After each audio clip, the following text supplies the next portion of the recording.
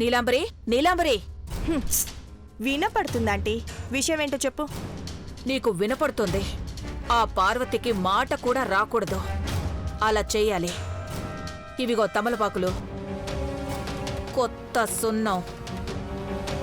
ఈ సున్నం మీద నీళ్లు పోస్తే కుత్త కుత్త ఉడికిపోతుంది. అలాంటిది దీన్ని ఈ ఆకులో పెట్టి దానికి తినిపిస్తే నోరు పొక్కి బొక్కలు పడాలి. ఇదే సున్నంలో ఈ విషం కలిపితే దాని బొక్కలు అంటే దాని ఎముకల్ని కూడా కొరికి పారేస్తుంది. గంటలో పార్వతి చచ్చిపోతుంది. అవునాంటీ? దేవ తిని వదిలేసిన మిగిలిన అన్నాన్ని ప్రసాదమని తిన్నది. అది కక్కి చావాలి.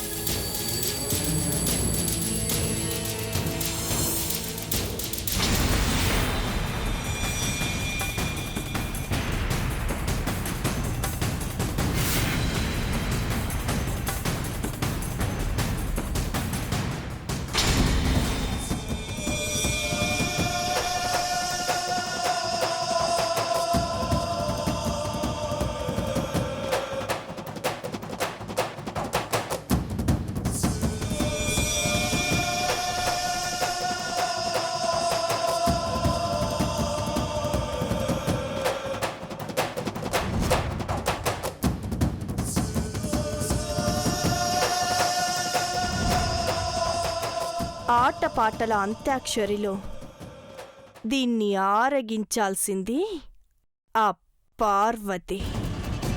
నేను తినిపిస్తాను కదా, పద.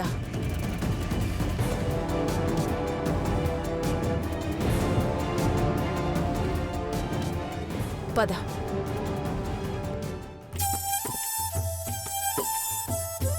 ఆయిష్, అంతా రెడీ కదా? రెడీ, అందరూ రావచ్చు. పార్వతి, తాంబూలాలన్నీ అయిపోయినట్టేనా? రెడీ చిన్నబాబు గారు. చిన్నబాబు, చాలా హుషారుగా ఉన్నావే. నేను ఎప్పుడు ఎలాగా ఉంటాను పిన్ని. నువ్వు డల్ గా ఉన్నప్పుడే నేను డల్ గా ఉన్నట్టు కనిపిస్తాను. పచ్చకామలు వచ్చిన వాళ్ళకి లోకమంతా పచ్చగానే కనపడుతుంది కదా. బాయ్. వెటకారం నీకు పుట్టుకతోనే వచ్చిందనుకుంటా. సర్లే, కూర్చోండి. మహి ఆంటీ వాళ్ళు వస్తున్నారు. Hi mom. Hi bro. Hi.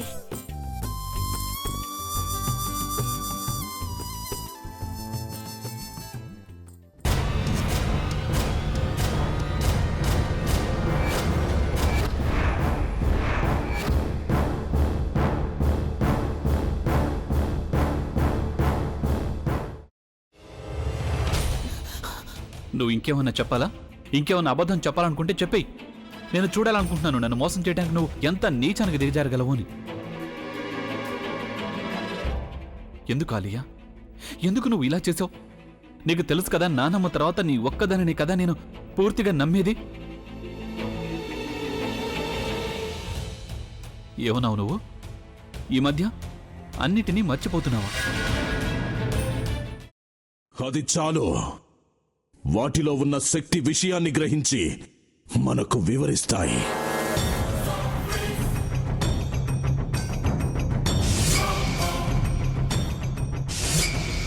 ఎవరు ఆ దండ విప్పొద్దు, గది తలుపులు తెరవద్దు.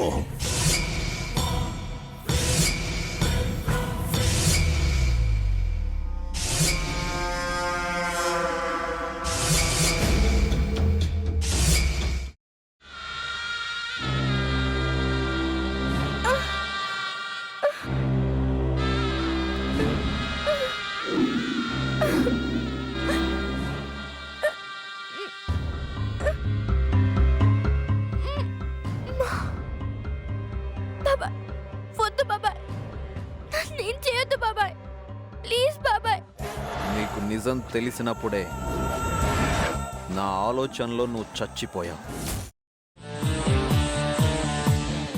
ప్లీజ్ కొంచెం తినండి. భీమారావు గారు. మీరా? ఇగో మీరా కాదు, సక్కుబాయ్. అవును మీ పనామే లేచిపోయిందని చెప్పి కంప్లైంట్ ఇచ్చినావు కదా. రేయ్ ఆయన కంప్లైంట్ ఇచ్చింది లేచిపోయిందని కాదు, కనిపించడం లేదు అని. అచ్చా, అట్లానా? సరే మేడం. ఇడియట్. ఆ వంట మనిషి పేరేంటన్నారు? రత్తాలు మేడం. ఏం పెద్ద మంచి, నీ వంట మంచిని కూడా మేడం అని పిలుస్తావా? రేయ్ హాఫ్ బ్రెయిన్,